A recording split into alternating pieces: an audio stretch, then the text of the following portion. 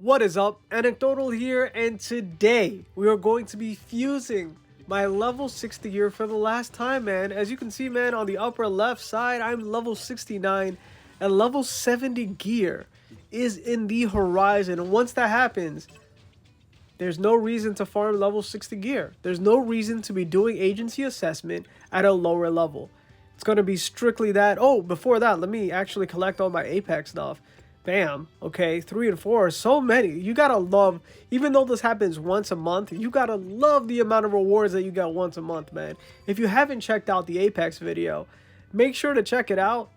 It was a fun one, man. It always is, because it's really just me versus everyone else in my alliance. It really is, man. So every single month, everyone there, everyone in whatever it is, the top 16 or whatever, they're all just alliance mates, man. And sometimes some alliance mates can't make it because of the timing. It's the same thing happens for war. They switched up a lot of things, but yeah, this video right here is all about fusing. Really fun video. Make sure to go check that out. And here, look, the helmet looking super sleek, bro. And so is everything else. Level 70 gear is looking great, but listen, level 50 gear versus level 60 gear wasn't a huge jump. The big jump came from the set bonuses, and of course, these are all rainbow gears, guys. These are all super radiant gear. There's no way that level 70 gear is going to be able to replace any of my sets until they're at a somewhat equivalent set value. So they're going to have to be rainbow gear at level 70. So this is going to be my permanent gear for months to come until I really start grinding level 70. So before I had no problem, right? No problem helping everybody. So as long as you guys were like, yo, I really need a carry, I'd carry everyone, dude. It doesn't, I have 22 characters, all right? That's 44 runs a day. And sometimes I'll help like 6 or 7 of those 44 runs will be on helping some of you guys. I'll still help you guys, but once I hit level 70, I will want to have my own power up, because at this point, powering up is almost impossible. So right now, there are 2 things I'm looking for fusing my gear, since everything I have is almost maxed. It's just a little RNG base, but it's almost maxed. I'm looking for pink stats. So if you didn't know, there's a very small RNG chance that you get pink stats. What those pink stats, they're only available, I think, at Radiant Gear. I think they might also be available at like Super Gear. So not like the original gold, but when you fuse the 4, yeah, when you fuse the 4 golds and get a super gold, and then when you fuse all the 4 super golds to get the rainbow, those are the ones. Those last 2 sections right there, that's when you can get a rainbow gear. So right now I'm just checking, and now there are also max stats that I've found out about. So the max regular stat you can have before pink would be 120 for everything except for HP. HP is 720 max stat. So I got really lucky there with the crit. I got a pink stat. So 120 is the base highest, but if you happen to hit pink, the new highest for level 60 gear is 150. So, ooh, did I just get the max 150 attack? Ooh, like I said, dude, this is basically, I'm going to have a hero rating video. If not going to, I probably already did for Nigiri Hado. And I think I ended up getting 30 attack, right? So since I got a max pink stat, a regular max stat is 120. Now I got 150. That's basically a new character's worth of attack from hero rating. That's the kind of huge buff. Now it looks like nothing, but that's a huge buff. So I am curious to see what kind of differential I'm going to have with my attack right there. That's going to be huge, plus 30 attack, especially since a lot of the attacks are all percentage based. It's 30% additionally to whatever I have. I mean it's 30 flat, and then you're gonna have your whatever percentage base for all your attacks. So like it's a huge increase. But yeah, all I gotta do is I fuse it, I click on it, I see if anything is at the max of 120, or if I happen to be super lucky and I got a pink stat. But what I want to be able to do today is to have a full 7-star set, because everything was supposedly fixed. So for all of these set 5 rainbow gear, and right now I'm just checking if I need to change out any of the stats. Usually I just click on the recommended, but I ended up saving months worth of farming with all 22 of my characters. Before Hado I had 21 characters. So 42 runs every single day. People are always talking, yo, how crazy is your map progression? It's over 2,000.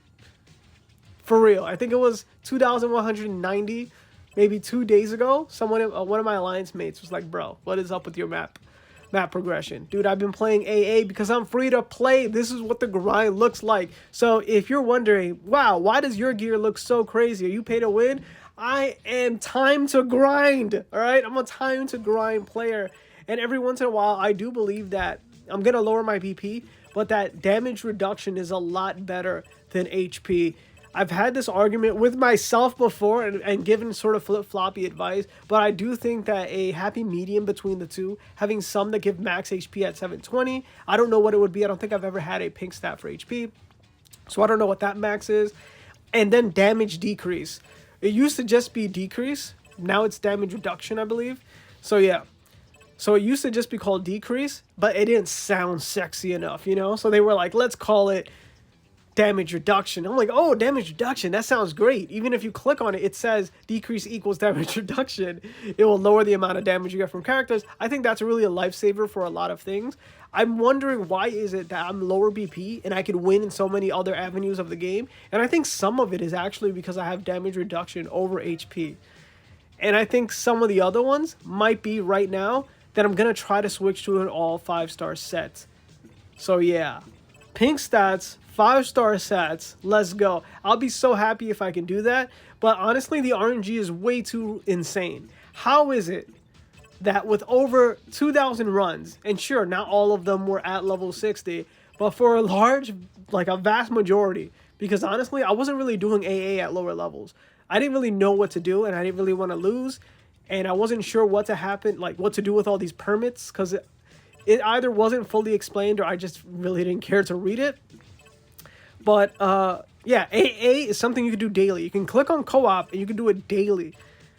Why do it? So you can enhance your gear and get stronger. You can modify, boost, and fuse gear to get stronger. And every time you get to a certain threshold, you get an additional boost. So every time you enhance by every 10, there's an additional boost. Every time you modify, you want to do it piece by piece, gear by gear, so you get an additional boost. And of course, fusing gear and having all these different number sets, here the highest number you can get at level 60 is 5, is something you need to do. Not you want, you need to do this. This game primarily is a co-op game. The way that you get all of your strength gains is by playing co-op.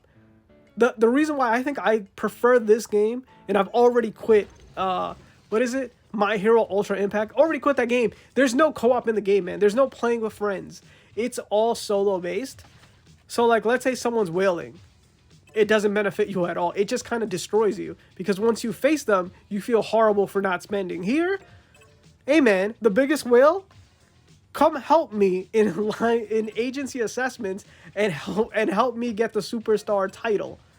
So we could beat stages faster, and we could all end up enhancing our gear, modifying our gear, or finding more gear to fuse in the future. So it's all positive, bro. Like, yeah, there's competition, but it's not like that competition can't help you in something like hub defense, where you get super carried there.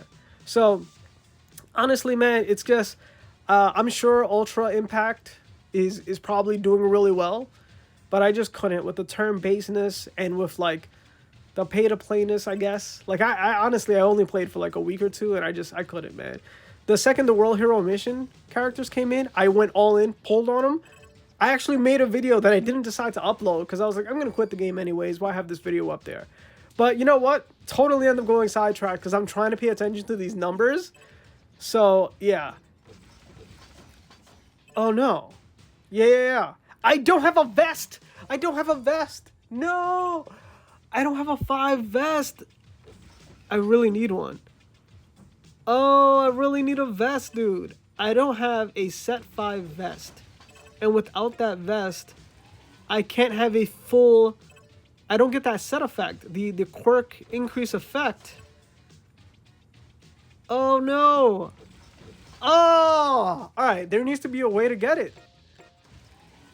Alright, so if you didn't know, I'm always fusing like pieces because there's a chance that the fused piece will be another piece. So if I fuse this vest right now with the glove, I could get a glove. but I need a five set for the vest. All right, this is what needs to happen in the game. I thought about it right now. This is what needs to happen. If you fuse a numeric set piece, so I have a vest, right? I have a 3 vest. I had a 4. If I fuse my 4 with a 3, I think within that fusion, it has to at least stay a 4 with a small chance of becoming a 5, right? If they want to make it like super RNG, it needs to be somewhat fixed, because here I don't know how many vests I've fused so far, but so many of them have either become not a set piece, 1, 2, 3, or 4, but never 5. So I've yet to have a 5, or else I would have locked it, man. Oh, all right. So I don't have it. This is so upsetting because I don't get the quirk increase. Man. Remember, man, this is over 2,000 runs. Not all at 60, sure, but I'm gonna have to say that like a vastly large, more than half, I'd say, must be there, because I'm like TV level 20 something. So. So, once you hit level 70, your TV comes back. Your like top level or over level, I don't know what TV is supposed to stand for, transcended level, comes back.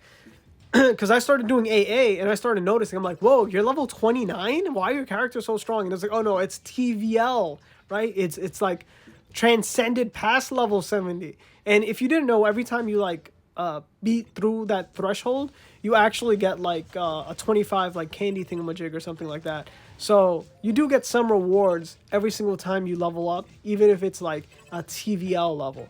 So it's pretty cool. But yeah, it doesn't look like... So right now I'm really just fusing for spots. So try to get more pink stats. Oh, crit resistance. Are you kidding me? All right. So I don't need that for sure. So this is it, man. These are the small, minimal, but like how to maximize their gains. This is it. We're doing the smallest things, which is simply trying to get pink stats, because I'm at the point where everything is max regular statted. So I need the luck to get a pink stat so I can go ahead and change it. And hopefully it's not a stat that I already have. Hopefully I don't get like, I don't know, like a pink 145 attack, because I already have a pink 150 attack for others. But if you look around, I feel like I have at least maybe 1 or 2 pink stats per set. And there's like five or 6 stats in total. So yeah, man. So there's a attack, there's crit damage, there's penetration, and then there's either HP or damage decrease or reduction, whatever. Wait, no, 6. What did I miss? Oh, damage increase. Not just reduction, damage increase. All right, there you go.